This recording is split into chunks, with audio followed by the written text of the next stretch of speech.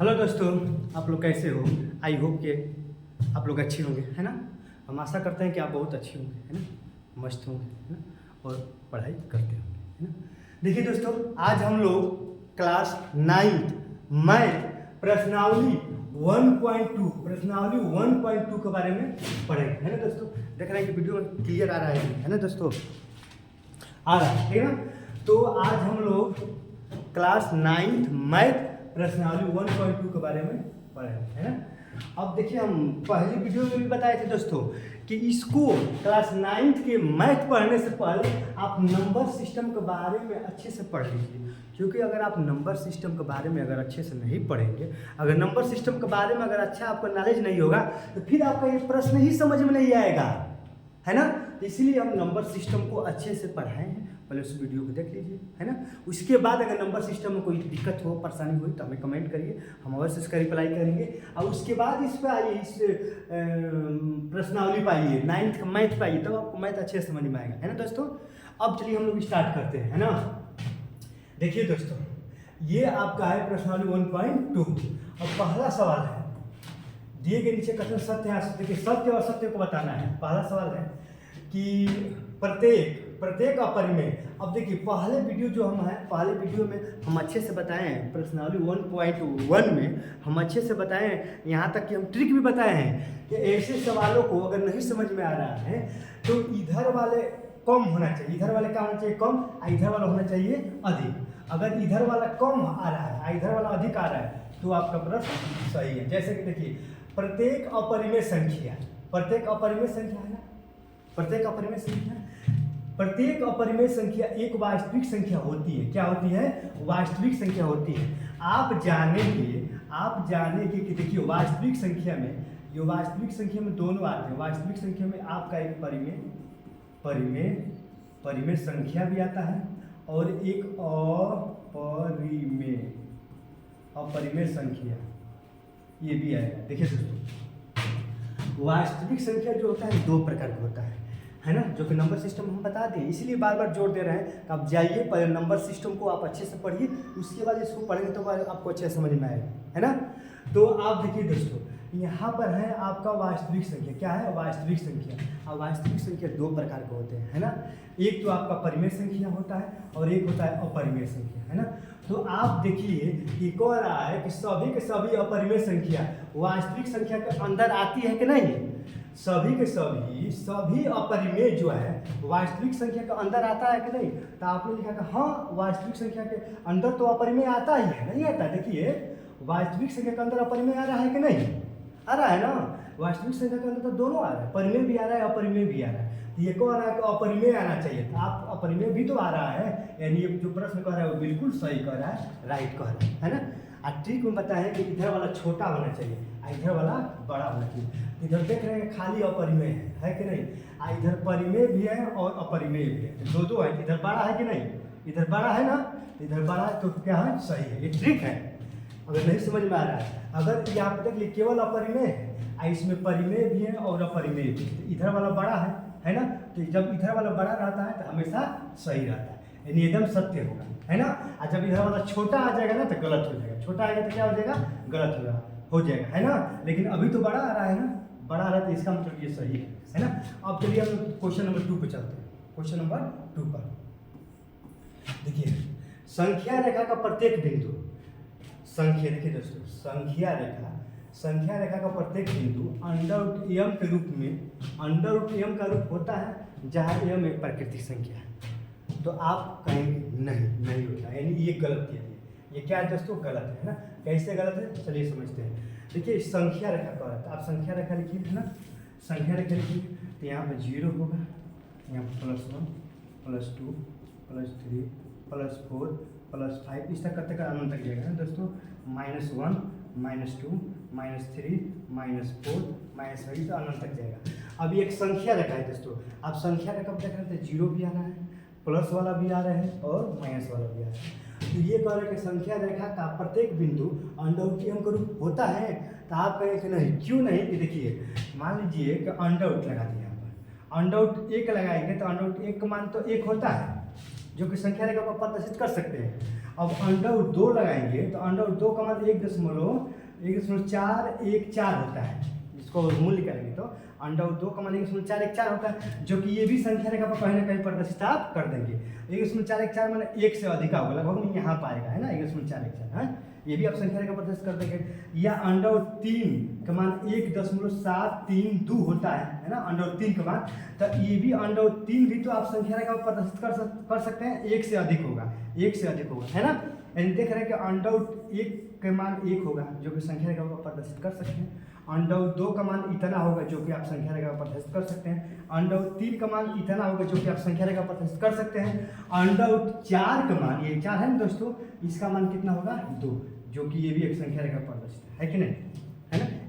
ये प्लस वाले जितने प्लस वाले हैं 0 हैं, आप इसको संख्या रेखा पर प्रदर्शित कर सकते हैं। लेकिन क्या है, अंडर रूट -1 को आप संख्या रेखा पर प्रदर्शित कर सकते हैं, नहीं कर सकते हैं, क्योंकि ये माइनस रूप में है। और जब भी अंडर रूट में माइनस आ जाता है तो वह एक काल्पनिक संख्या हो जाती है। कैसी संख्या होती है, काल्पनिक संख्या हो जाती है ना।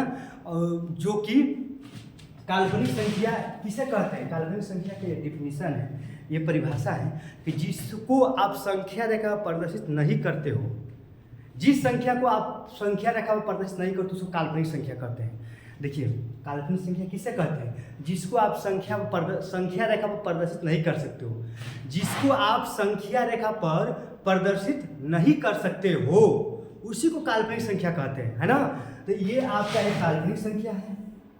क्यों, क्योंकि अंडर रूट में कुछ भी, अंडर रूट में -2 आ गया, अंडर रूट में -3 आ गया, अंडर रूट में माइनस रूट में जो भी आएगा वो एक काल्पनिक संख्या होगा। और काल्पनिक संख्या को आप संख्या रेखा पर प्रदर्शित नहीं कर सकते हो, है ना। ये डिफिनीशन ही है काल्पनिक संख्या की, है ना। लेकिन ये तो कह रहा है कि संख्या रेखा अंडर रूट m के रूप में होता है, माने ये कह रहा है कि आप प्रदर्शित कर सकते हैं, अंडर रूट m के रूप में होता है, ये कह रहा है अंडर रूट m के रूप में होता है। तो ये प्लस वाले तो होता है, जो कि संख्या रेखा आप प्रदर्शित कर देंगे सबको, लेकिन माइनस वाला आप कर सकते हैं, माइनस वाला ही नहीं कर सकते हैं।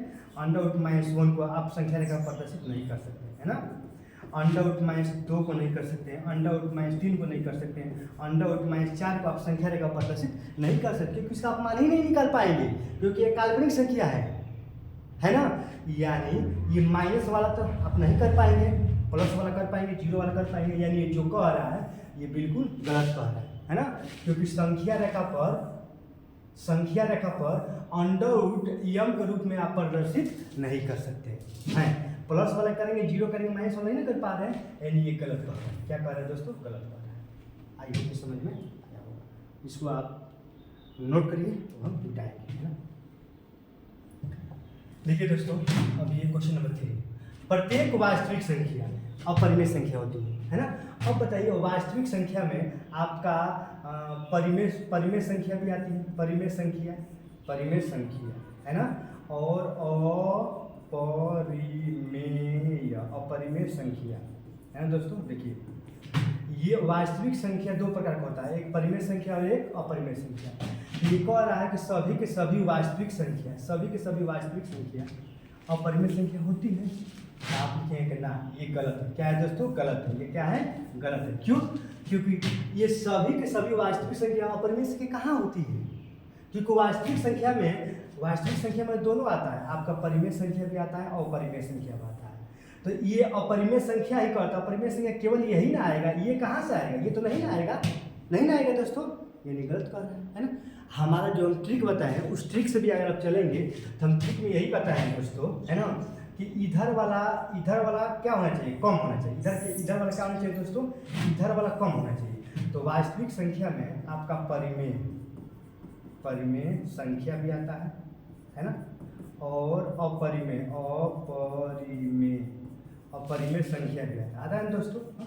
देख रहे हैं कि ये इसमें दोनों वाला है, लेकिन इसमें तो केवल एक ही है, सिंगल ही अपरिमेय ही। तो आप देख रहे हैं कि इधर वाला बड़ा आ जा रहा है, इधर वाला आपका क्या आ जा रहा है, छोटा आ जा रहा है, इधर वाला छोटा आ जा रहा है ना, जो कि क्या होगा, गलत होगा। हम बताए हैं कि इधर वाला छोटा आना चाहिए, इधर वाला क्या आना चाहिए, छोटा।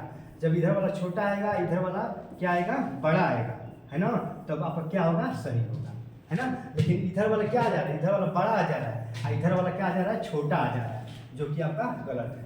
इस तरह ये ट्रिक हम बताएं अपने अपने मन से, अपने माने तरीके से हम आपको बताएं ताकि आपको समझ में आए और आप परीक्षा में प्रश्नों को गलत न करें, है ना। तो इधर वाले कभी भी क्या आना चाहिए, छोटा आना चाहिए, और इधर वाले कभी भी बड़ा आना चाहिए, तो आपका एकदम सही होगा, है ना। अरे समझ में, अब देख रहे हैं कि इधर वाला बड़ा आ जा रहा है क्योंकि इसमें परिमेय भी अपरिमेय भी है, और इसमें खाली अपरिमेय, ये छोटा आ जा रहा है, इधर छोटा नहीं आना चाहिए, क्या आना चाहिए, बड़ा, यानी जो दिया है वो गलत दिया है ना। तो इसको पहला सही है, दूसरा भी गलत है, और तीसरा भी गलत है ना। आई होप कि आपको समझ में आया। अब चलिए अब क्वेश्चन नंबर 2 पे चलते हैं, है ना। देखिए दोस्तों, क्वेश्चन नंबर 2 क्या है, क्या सभी धनात्मक पूर्णांकों की, देखिए दोस्तों, अब धनात्मक पूर्णांक क्या होता है समझ आए दोस्तों। पूर्णांक, देखिए हम बताए हैं कि जो पूर्णांक है, पूर्णांक 0 भी होता है, प्लस वाला भी होता है और माइनस वाला भी होता है, सब होते हैं पूर्णांक, है ना। आपका पूर्णांक अगर लिखेंगे, देखिए अगर आप पूर्णांक लिखेंगे, पूर्णांक, तो पूर्णांक मान लीजिए 0 +1 +2 +3 +4, है ना, +5, इस तरह करते करते कहाँ तक, अनंत तक, है ना। इसी तरह -1 -2 -3 -4, इस तरह करते करते कहाँ तक, अनंत तक। ये सब पूर्णांक संख्या है, क्या है दोस्तों, सब पूर्णांक संख्या है। एक और आगे, क्या सभी धनात्मक पूर्णांक लेना है, सो धनात्मक मतलब इधर वाले, ये वाला सब लेना है ना, इधर वाले नहीं लेना, इधर वाले को नहीं लेना है, केवल इधर वाले को लेना है। क्या सभी धनात्मक पूर्णांकों को वर्गमूल समझ रहे हैं दोस्तों। हम कह दें कि 4 का वर्ग, हम कह दें दोस्तों 4 का वर्गमूल, 4 का वर्गमूल √4, ये यही होता है ना दोस्तों। पहले वर्गमूल समझिए, जैसे हम कहते हैं कि 4 का वर्गमूल, है ना दोस्तों। तो आप 4 का वर्गमूल क्या करेंगे, 4 का वर्गमूल √4 कर देंगे, यही वर्गमूल निकालने का तरीका है। अब इसको √4 को आप 2 × 2 करेंगे तो कितना आएगा दोस्तों, ये जोड़ा मिल रहा है तो 2, है ना। वर्गमूल ऐसे ही निकाला जाता है ना। 4 का वर्गमूल √4 होगा। अब √4 को आप 2 × 2 लिख सकते हैं, और इस 2 को आप जब जोड़ा मिलता है तो 1 निकलता है ना। तो इसी वर्गमूल के लिए, इसी वर्गमूल के बारे में कह रहे हैं ना। कह रहा है क्या सभी धनात्मक पूर्णांकों का धनात्मक पूर्णांकों का वर्गमूल अपरिमेय होते हैं, अपरिमेय। अब आप अपरिमेय संख्या किसे कहते हैं ना दोस्तों, पहले ये जान, है ना। तो अपरिमेय संख्या देखिए दोस्तों, जितने अंडरवुड में, और देखिए हम लिख दे रहे हैं, है ना, अपरिमेय संख्या, है ना दोस्तों। जितने अंडरवुड में अभाज्य संख्याएं होती है, क्या होती है, अभाज्य संख्या। अंडरवुड में अभाज्य संख्या या अपरिमेय संख्या कहलाती है। अब अभाज्य संख्या के बारे में हम बताएं दोस्तों, अभाज्य संख्या किसे कहते हैं, जिसका मैक्सिमम 2 फैक्टर हो, एक तो एक हो, एक स्वयं हो, वैसी संख्या को अभाज्य संख्या कहती है जिसका मैक्सिमम 2 फैक्टर हो। जैसे कि अभाज्य संख्या के बारे में आपका 2 3 5 7, है ना, 7 11 13, है ना, ये सब अभाज्य संख्या है ना। ये सब क्या है, अभाज्य संख्या, किसकी, क्योंकि इसका मैक्सिमम 2 ही फैक्टर हो सकता है, एक तो एक होगा, एक स्वयं हो, है ना। तो जितने भी अंडरवुड में अभाज्य संख्याएं अगर आएगी वो सब अपरिमेय संख्याएं कहलाती हैं। जैसे कि √2, है ना, अभाज्य संख्या है कि नहीं, √3, अंडरवुड क्या हो गया 5, अंडरवुड 7, देख रहे हैं ना, ये सब 7, हाँ, जितने भी ये सब अपरिमेय संख्या है। देखिए दोस्तों, अपरिमेय संख्या √2, √3, √5, √7 सब अपरिमेय संख्या क्या है दोस्तों, सब अपरिमेय संख्या है ना। आई होप कि आप अपरिमेय संख्या के बारे में समझ गए होंगे, अभाज्य संख्या के बारे में समझ गए होंगे, है ना। इसीलिए कह रहे हैं दोस्तों कि हम नंबर सिस्टम में इन सब के बारे में अच्छे से हम बता दिए हैं, डिटेल से बताए हुआ, उसको आप अवश्य पढ़िए, नहीं तो आप बहुत दिक्कत परेशानी होगी, आपको समझ में अच्छा से नहीं आएगा, फिर हमको तो समझ दीजिएगा, क्योंकि हम सब पढ़ा दिए हैं, है ना। मन जो हम पढ़ा दिए वो खुद ही करके हम पढ़ा दिए हैं, जाकर वीडियो देख लीजिए। तो देखिए अपरिमेय संख्या, आप देख रहे हैं अपरिमेय संख्या सब क्या होती है ना। तो कह रहा है कि क्या सभी धनात्मक पूर्णांकों के वर्गमूल, अब एक देखिए यहाँ पर धनात्मक पूर्णांकों को देखिए अभाज्य संख्या बता रहे हैं दोस्तों। अब धनात्मक पूर्णांक क्या है, √1 का मान 1 ही होगा, √2 का मान तो 2 ही ना होगा दोस्तों, √2 ही होगा, आप समझ रहे हैं ना, है ना। इसका मान 1 हो जाएगा, √2 का मान तो √2 ही होगा, √2 का मान क्या होगा दोस्तों, √2 ही होगा। वैसे √3 का मान √3 ही होगा। अब √4 का मान दोस्तों, √4 को हम 2 लिख सकते हैं कि नहीं, √4 का मान 2 लिख सकते हैं, है ना।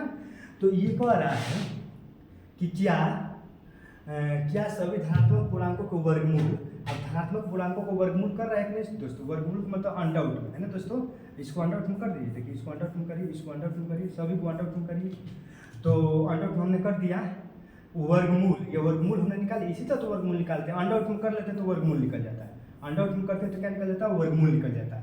तो वर्गमूल अपरिमेय होते हैं, ये कह रहा है कि सभी के सभी क्या होते हैं, अपरिमेय होते हैं। तो आप देखेंगे कि अंडर रूट 1 का मान तो 1 होता है, तो 1 का आपका एक परिमेय संख्या है, लेकिन ये क्या कह रहा है, अपरिमेय, ठीक ना।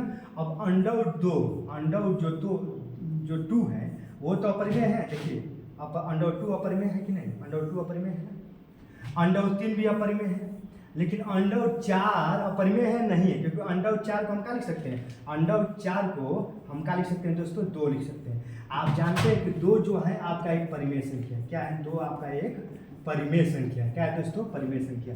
लेकिन ये तो कह रहा है कि अपरिमेय संख्या होते हैं, ये सभी कह रहा है कि सभी जितने भी ये धनात्मक हैं, जितने भी ये धनात्मक हैं, इसका जब हम वो अंडर आउट कर रहे हैं, है ना, हाँ, तो वो सब अपरिमेय संख्या हो रही है। तो आपका सब कहाँ हो रहा है, ये 1 तो परिमेय संख्या आ रही है, ये अपरिमेय है, ये सही है, ये सही है, ये भी गलत हो जा रहा है, अंडर रूट 4 भी आपका परिमेय संख्या आ जा रहा है, यानी सभी के सभी नहीं आ रहे हैं, कुछ तो आ रहे हैं लेकिन सभी के सभी नहीं आ रहे हैं, यानी जो आपका जो कह रहा है वो क्या है, गलत कह रहा है, यानी कह रहा है क्या सभी धनात्मक पूर्णांकों को वर्गमूल अपरिमेय होते हैं, तो आप कहेंगे ना, नहीं होते हैं, क्या कहेंगे, देखिए दोस्तों मिटा रहे हैं ना, आप लिखेंगे कि नहीं, लिखेंगे कि नहीं, लिखेंगे कि नहीं, सभी धनात्मक पूर्णांकों को वर्गमूल अपरिमेय नहीं होते, नहीं, सभी धनात्मक पूर्णांकों के वर्गमूल है ना, अपरिमेय नहीं, सभी धनात्मक पूर्णांकों के वर्गमूल अपरिमेय नहीं होते हैं, है ना दोस्तों। आई होप कि आपको समझ में आया होगा, है ना। अब करिए, अब देखिए और भी कह रहा है दोस्तों, यदि नहीं, यहाँ पर खुद कह रहा है यदि नहीं, तो वास्तव में नहीं है, यदि नहीं तो एक ऐसी परिमेय संख्या नहीं, यदि नहीं तो एक ऐसी संख्या का वर्गमूल का उदाहरण दीजिए जो परिमेय संख्या हो, जो क्या हो, परिमेय संख्या हो। यहाँ पर दो आ गया, आप यहाँ पर देखिए दोस्तों, आप यहाँ पर 1 जो है ना, अंडर रूट 1 बराबर 1, ये भी एक परिमेय संख्या, क्या है दोस्तों, परिमेय संख्या है ना, या अंडर रूट 4 बराबर 2 आ गया, ये भी आपका एक परिमेय संख्या है। तो कह रहा है कि एक ऐसी संख्या के वर्गमूल का उदाहरण दीजिए जो क्या है, परिमेय है। तो हमने अंडर रूट एक ही संख्या लेना है, चाहे 2 भी ले लीजिए। अब ये 1 का वर्गमूल किए तो 1 आया, अंडर रूट 4 का वर्गमूल किए तो कितना आया, 2 आया, ये भी परिमेय, ये भी परिमेय। तो आप उदाहरण भी दे दिए, उदाहरण के रूप में आप ये 1 वाला भी दे सकते हैं या अंडर रूट 4 वाला भी दे सकते हैं, क्योंकि 1 भी परिमेय संख्या है, अंडर रूट 2 भी, ये 1 भी परिमेय संख्या है, या 2 भी परिमेय संख्या है ना दोस्तों। आई होप कि आपको समझ में आया, है ना। देखिए दोस्तों एक बार और रिपीट कर रहे हैं, है ना। देखिए, क्या सभी धनात्मक पूर्णांकों के वर्गमूल अपरिमेय होते हैं, तो आप लिखेंगे नहीं होते हैं, है ना। सभी नहीं होते, क्योंकि अंडर रूट 1 निकालेंगे तो 1 होगा, अंडर रूट 2 का निकालेंगे, अंडर रूट 3 का निकालेंगे, अंडर रूट 4 का निकालेंगे। देख रहे हैं कि अंडर रूट 2 एक परिमेय आ रहा है, क्या जा रहा है, परिमेय, है ना। ये जो अंडर रूट 2 अपरिमेय है, क्या है, अपरिमेय है। अंडर रूट 3 भी अपरिमेय संख्या, क्या है दोस्तों, अपरिमेय संख्या है। लेकिन जो 2 है वो भी क्या आ रहा है, परिमेय आ रहा है ना। देख रहे हैं कि कुछ परिमेय आ रहा है और कुछ अपरिमेय आ रहा है। इसमें कह रहा है कि जितने भी धनात्मक है ना, ये जितने भी है संख्या वो सभी अपरिमेय आएंगे। तो गलत कह रहा है, तो सभी कहाँ आ रहे हैं, देख रहे हैं कुछ परिमेय आ रहे हैं, कुछ अपरिमेय आ रहे हैं, यानी गलत कर रहे हैं। इसलिए लिखे कि नहीं होते हैं। यदि नहीं तो एक ऐसा संख्या के वर्गमूल का उदाहरण दीजिए जो परिमेय है। तो आप देखिए खुद ही दे रहे हैं, परिमेय ये भी है और परिमेय ये भी है। हाँ, तो एग्जाम्पल के रूप में आप ये भी दे सकते हैं, ये भी देख सकते हैं। अच्छा, ये भी है अंडर रूट 4 बराबर 2। एग्जाम्पल में ये दे सकते हैं, है ना, कि इसका वर्गमूल निकाल रहे हैं। एक ऐसी संख्या 4 है जिसका हमने वर्गमूल निकाला तो कितना आ गया, एक परिमेय संख्या आ गया। तो कह रहा है कि एक परिमेय संख्या आनी चाहिए, है ना, एक परिमेय संख्या आ गया कि नहीं। तो आप उदाहरण भी दे दिए, 1/4 बराबर 2, है ना। आई होप कि आपको समझ में आया होगा। चलिए अब क्वेश्चन नंबर अगले चलते हैं, है ना, आगे क्वेश्चन पे चलते हैं ना। देखिए, है ना दोस्तों, देखिए अब ये क्या है दोस्तों, देखिए ये क्वेश्चन बहुत मस्त है ना। इस क्वेश्चन को ऊपर हम हल कर रहे हैं। अब आपका देखिए क्वेश्चन दोस्तों, अब आपका हम क्वेश्चन नंबर 3 हल कर रहे हैं ना। देखिए क्वेश्चन नंबर 3 मजेदार है, बहुत मस्त क्वेश्चन है ना। आप इसको अच्छे से समझने का प्रयास करिए, है ना। देखिए, दिखाइए कि संख्या रेखा पर √5 को किस प्रकार निरूपित करते हैं। कह रहा है कि आप दिखाइए कि √5 को आप संख्या रेखा पर कैसे निरूपित कर सकते हैं, यही दिखाना है। देखिए दोस्तों, एकदम ईजी है, आसान है, कोई दिक्कत नहीं है। देखिए यहाँ पर लिख रहे हैं, पहले तो एक संख्या रेखा लिखिए, क्योंकि संख्या रेखा पर ही प्रदर्शित करना है। तो पहले आप एक संख्या रेखा आपने बना दिया, संख्या रेखा बना दिया, है ना। अब इस संख्या रेखा पर आप यहाँ पर 0 लिखिए, है ना। यहाँ पर देखिए संख्या रेखा पर हमने क्या लिखा है, यहाँ पर 0 लिख दिया, फिर यहाँ पर +1, है ना दोस्तों। देखिए +1, है ना। देखिए दोस्तों, मिटा रहे हैं इसको। एक हमने संख्या रेखा लिखा है ना। अब देखिए, अब यहाँ पर आप 0 लिखिए, +1 लिखिए, +2 लिखिए, +3, +4, इस तरह करते डैश जाएगा। यहाँ पर आप -1, -2, -3 करते करते आपने एक संख्या रेखा लिखा और उस पर अंक इधर प्लस इधर माइनस, बीच में 0। अब देखिए, √5 का अगर मान निकाले गए 2 कुछ हो रहा है, समथिंग करके, है ना। 2 कुछ मतलब 2 से अधिक आएगा, है ना।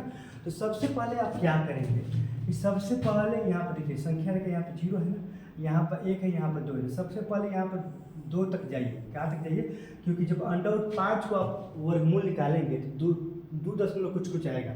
तो पहले यहाँ पर 2 तक आप जाइए, है ना। यहाँ 2 तक चले गए ना। देखिए दोस्तों, 0 से लगा कर यहाँ 2 तक जाएंगे। देखिए यहाँ पर थोड़ा सा गड्ढा कर रहा है ना। यहाँ से यहाँ तक जाएंगे, है ना। उसके बाद क्या कम करेंगे कि आपने यहाँ से यहाँ तक जो दूरिया लिया है, कितना लिया दोस्तों, 2 लिया, है ना, क्योंकि ये 1 2 हो गया। उसके बाद यहाँ सीधा आप ऊपर 1 सेंटीमीटर लंबा आप एक लंब डालिए। क्या दोस्तों डालेंगे, लंब डालिए, है ना। लंब डालिए कितना, 1 सेंटीमीटर लंबा आपने एक लंब डाल दिया, है ना दोस्तों।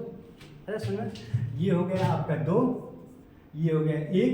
अब उसको इसको मिला दोगे, है ना। आपने मिला दिया, है ना। नाम रखो A B, इसका नाम रखो C, है ना दोस्तों। नाम रखिएगा, ABC हमने नाम रख दिया, है ना दोस्तों। अब देखिए, अब हमने नाम रख दिया A B C, है ना दोस्तों। उसके बाद क्या काम करेंगे, देखिए उसके बाद ये दूरियां नापेंगे दोस्तों। यहाँ से डेटांगा से ये दूरियां नापेंगे, है ना।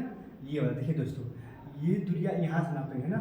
और उसके बाद इस तरह एक रेखा नीचे की तरफ खींचेंगे, है ना। एक ऐसे एक रेखा नीचे की तरफ आप ड्रा करेंगे, है ना। माने यहाँ से डेटांगा यहाँ से यहाँ पकड़ कर और यहाँ से इस तरह की एक लाइन खींचेंगे, है ना दोस्तों। क्या करेंगे, एक लाइन आप खींचेंगे, ठीक है ना। यहाँ से यहाँ तक आप एक लाइन खींचेंगे, है ना। तो अब बताओ, तो ये जो दूरियां है दोस्तों, ये देखो, ये आपका 2 है, यहाँ से यहाँ तक 2 है, यहाँ से यहाँ तक 2 है, ये आपका 1 है। और जब इसको पाइथागोरस प्रमेय से हल करेंगे तो ये जो दूरिया है √5 आ जाएगा, है ना। और ये जो दूरिया लिए है, ये ऊपर वाला यहाँ से यहाँ तक जो दूरिया लेकर डेटांगा से खींचेंगे तो ये जो दूरिया आएगा दोस्तों, ये वाला यहाँ से लगाए दोस्तों, है ना। यहाँ से लगाए यहाँ तक, देखिए दोस्तों यहाँ तक दूरिया, है ना। ये कितना होगा, ये दूरिया आपका ये √5 का मान होगा। माने ये जो दूरिया है, देखिए देखो AB, ये दूरिया क्या है, A है और ये B है। AB बराबर ये क्या होगा, ये ABC, इसको D मान लीजिए दोस्तों। देखिए समझने का प्रयास करिए, थोड़ा सा लेंथी है ना, ये जो है ये देखो ये वाला दूरी देखिए दोस्तों, ये वाला तो सी है ना, ये तो सी है, और ये वाला जो दूरी है ये डी है। क्या है दोस्तों? डी है ना। तो आपने जो ये दूरिया लिया है ए बी है ना, इसी से नीचे दूरिया खींचा है, तो ए बी का मान किसके बराबर होगा दोस्तों? ए डी के। ए बी का मान किसके बराबर होगा? ए डी के, है ना। क्योंकि ये ए बी जो दूरिया इसी से जो डेटांगा से आप खींचेंगे तो इस तरह जाएगा, तो ये डी बिंदु हो जाएगा, और ये ए डी ए बी के बराबर होगा। तो ए बी बराबर ए डी, और ए बी का मान कितना है दोस्तों? √5 है ना। इसका मान भी कितना हो जाएगा? √5 है ना दोस्तों। आप समझ गए कि नहीं? समझ गए ना किस तरह बना रहे हैं? ऐसे ही बनाते हैं ना दोस्तों। अब रही बात इस पर लंब डालने के लिए दोस्तों, लंब है ना, तो लंब डालने का भी एक नियम होता है। तो मान लीजिए एक संख्या रेखा खींचिए, है ना, एक संख्या रेखा। अब इस डेटांगा आप लीजिए, और इस डेटांगा से आधे से देखिए दोस्तों, आधे से है ना, आधे से जो अधिक दूरी है, आधे से अधिक दूरी आप ले लीजिए और उसको इस तरह खींच दीजिए, है ना। आपने खींच दिया, और फिर इसको डेटांगा यहाँ से पकड़ कर यहाँ से इस तरह खींचिए, फिर वही दूरिया को यहाँ से खींचिए, फिर यहाँ से दोस्तों यहाँ खींचिए, फिर यहाँ से दोस्तों यहाँ खींचिए, है ना दोस्तों। अब देख रहे हैं कि ये जो मिल रहा है ना, आप सीधा इस रेखा पर मिला दीजिए, आप सीधा इस रेखा पर मिला दीजिए। यही क्या होता है दोस्तों? लंब होता है ना। लंब ऐसे खींचते हैं, है ना। तो यहाँ पर हम लंब खींचेंगे, जो ये दूरिया देख रहे हैं ना, ये लंब ही है। तो आप इस लंब को आप डायरेक्ट खींच सकते हैं, या इस तरह आप डेटांगा से भी खींच सकते हैं, है ना दोस्तों।